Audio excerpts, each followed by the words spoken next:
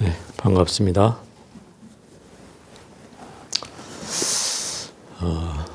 11월 초하루 법회일입니다. 오늘은 제가 산철에 이 보현행원품을 번역이 아니라 교정하면서 그 보현행원품에 나오는 구절 가운데 저번 시간에는 이제 예경에 대해서 했는데 이번에는 공양에 대해서 한번 얘기를 해보려고 합니다.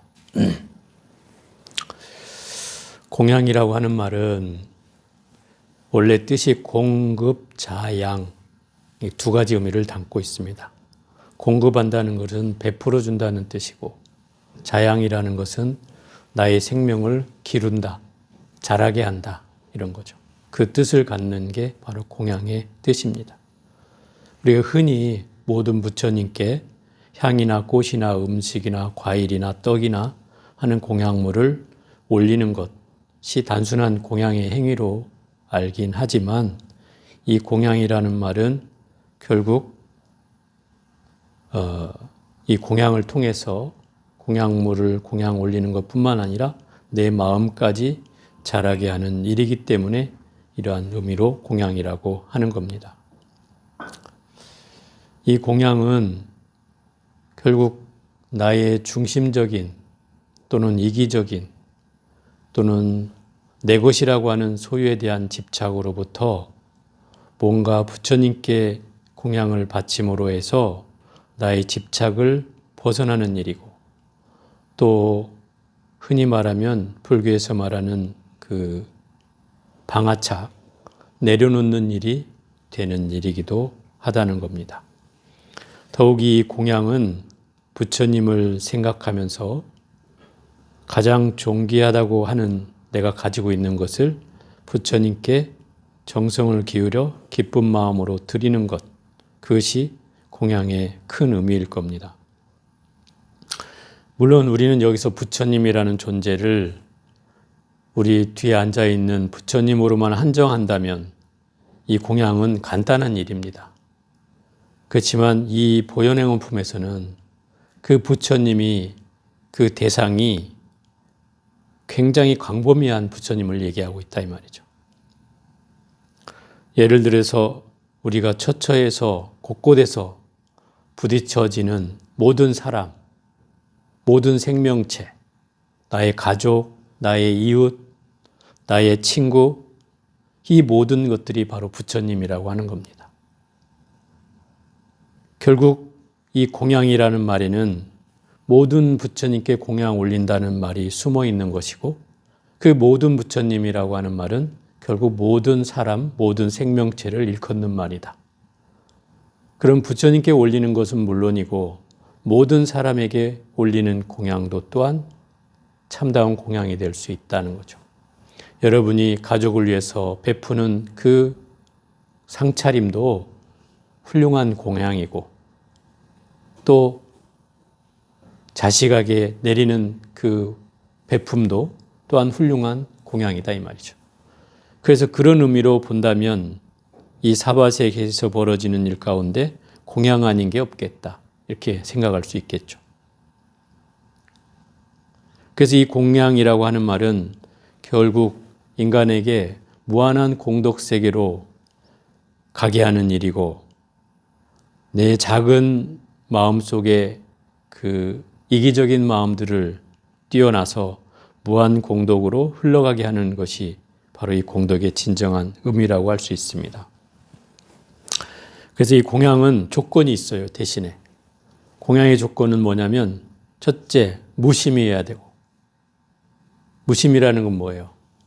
공양을 주든 안 주든 거기에 걸림이 없어야 된다는 뜻이죠. 마음이 내가 준다 안 준다라는 경계에 걸려 있지 않아야 된다는 거예요.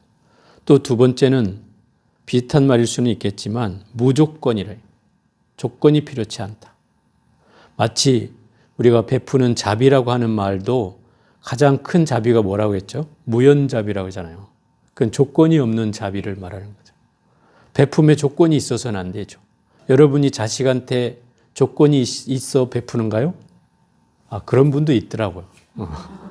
저놈이 나중에 뭘 해주겠거니 하고 하는 마음이, 기대하는 마음이 있어서 나중에 안 해주면 서운하고 뭐 이런 마음은 있겠죠. 그렇지만 그 베풀 때 마음은 사실 가장 순수한 거잖아요. 여러분이 자식한테 행하는 마음은 아마 그 베푸는 마음으로는 최고라고 생각이 듭니다. 또 세 번째 조건은 우리 금강경에 나오는 말로 무주상이어야 된다 말이죠. 어떤 상도 머물지 않고 베풀어져야지 내가 상대가 누구라고 해서 못 주겠고 누구라고 해서 줘야 되겠고 하는 마음이 든다면 그건 이미 상이 있는 유주상이고, 무주상이라는 말은 어디에도 걸리는 바가 없어야 된다. 안팎으로 내 마음에도 걸리지 말아야 되고 바깥 경계에도 걸리지 말아야 된다 이 말이에요. 그것이 바로 공양의 조건이에요. 그런데 이 공양은 사실은 그렇습니다. 공양은 조건을 따지진 않지만 또 내가 결과를 기대하진 않지만 실로는 무한을 받는다. 무한을 받는 거예요. 그거는 뭐 어디에 써 있지는 않아요. 이 보현행 보면 그렇게 나와요. 무한을 받는다. 그런데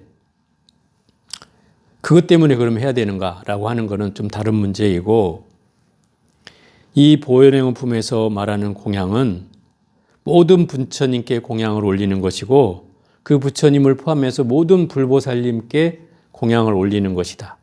근데 그 불보살이 모든 생명체요, 또 쉽게 말하면 우리의 이웃이고 또 부모이고 형제와 가족이고 온 세상 모든 사람들이 다 이 불보살이다 이 말이죠. 그러면 결국 우리가 부처님께만 올려야 된다는 말로써 이 경계를 가름한다면 여기에는 한계가 생기겠죠.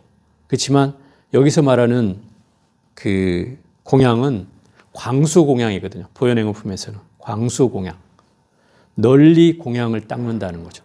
이 널리라고 하는 말을 우리가 잘 헤아려야 되는데 어느 누구를 가리지 않는다는 뜻이다 이 말이에요. 그 생명체이든 생명체가 아니든 어떤 대상이든 간에 내가 베풀 수 있는 조건이 된다면 끊임없이 조건 없이 베푸는 것이다. 그것이 이 공양의 참다운 의미라고 할 수 있습니다. 결국 이 불보살들은 반대로 생각해 보면 모든 부처님과 보살들은 이 중생을 위해서, 그죠? 모든 중생을 위해서 어느 때나 어느 곳에서나 처처에 가리지 않고 나타나서 여러분들의 원을 들어주겠다고 하는 분들이니, 물론 불보살님들이 행하는 마음 자체가 이미 공양일 수밖에 없죠. 근데 역으로 우리는 그런 부처님과 같이 나도 또한 모든 중생들을 위해서, 모든 생명들을 위해서 해나가는 것이 이 보현행원품에서 얘기하는 참다운 공양이라고 할 수 있습니다. 물론 이 보현행원품에는 최상의 공양이라고 해서 몇 가지를 열거하고 있어요. 최상의 공양은 뭐냐? 가장 큰 게 법공양이라고 하고 있고, 그 법공양을 예로 든다면 부처님 말씀대로 수행하는 공양, 또 중생들을 이롭게 하는 공양, 또 중생을 섭수하는 공양, 또 중생의 고를 대신 받는 공양, 또 선근을 부지런히 닦는 공양, 보살업을 버리지 않는 공양, 보리심을 여의지 않는 공양, 이 7가지의 법공양을 들고 있어요. 결국 이 얘기를 정리해 보면 중생의 괴로움을 외면하지 않고 그들에게 어쨌든 공양을 베푸는 것, 그것이 기본이고, 또 부처님이 말씀하신 대로 살아가는 것, 그리고 기본적으로 자리이타하는, 나를 깨닫는 작업으로 나아가는 그것도 또한 훌륭한 공양이라고 되어 있다는 거죠. 결국 이러한 법공양이 가장 중요한 이유는 이 법공양을 통해서 어리석은 중생을 지혜로 인도하기 때문에 그 법공양이 중요한 겁니다. 그렇지 않습니까? 여러분도 부처님의 가르침을 누군가에게 전할 때 그 사람이 또 이 불문에 들어서 뭔가 새로운 삶으로 나아가게 된다면 그 사람을 어리석은 세계에서 지혜의 세계로 인도한 것이니 그 공덕이 바로 법공양이라고 할 수 있다는 겁니다. 이러한 법공양이 수승한 훌륭한 이유는 그 부처님께서 말씀하신 것처럼 부처님께서 법을 뭐라고 하냐면 나와 똑같다라고 얘기한다 이 말이죠. 이게 금강경에도 나온다. 이 부처님의 가르침은 나와 탑을 섬기는 것 마냥 똑같다. 그래서 존중해야 된다라고 하는 것이고, 또 이 법공양을 통해서 많은 부처님이 또 출생하기 때문에, 나타나기 때문에 또한 이 공양을 올려야 된다라는 뜻이고, 또 수행이 이 법공양을 통해서 참된 수행으로 나아가기 때문에 또한 이 법공양이 수승하다라고 하는 이유다 이 말이죠. 결국 이 법공양을 행하는 내 자신이 바로 그 가르침을 통해서 깨달음으로 나아가는 것, 그것이 이 법공양에서 말하는 가장 진정한 의미이겠죠. 결국 우리 스스로가 깨달음을 통해서 진정한 그 어리석음을 여의고 지혜로 나아가는 것, 그것이 이 법공양의 진정한 의미일 겁니다. 그래서 이 보현행품에서 말하는 공양의 참 뜻은 결국 작은 뜻이 아니라 부처님께만 국한한 공양이 아니라 모든 생명, 모든 이웃, 모든 형제, 자매, 모든 가족, 모든 생명체에 이르기까지 온갖 미물에서 보살에 이르기까지 수없는 중생들에게 끝없는 공양을 베푸는 것이다. 그 베품은 어떤 조건을 갖지도 않고 어떤 사사로운 마음이 있는 것도 아니고 어떤 상도 갖지 않은 채 그야말로 무주상 또는 무심 또는 무조건으로 베풀어야 한다는 말씀을 하고 있는 것입니다. 결국 이 법공양을 통해서 수많은 열애가 출생되는 것이 이 법공양의 진정한 의미이듯이 결국 우리 스스로가 열애를 깨달아 지혜를 깨달아서 열애로 출생하는 그런 발언과 수행을 해나가는 것이 바로 공양에 대한 참다운 인식이라는 생각을 해봅니다. 오늘은 여기까지 해보겠습니다.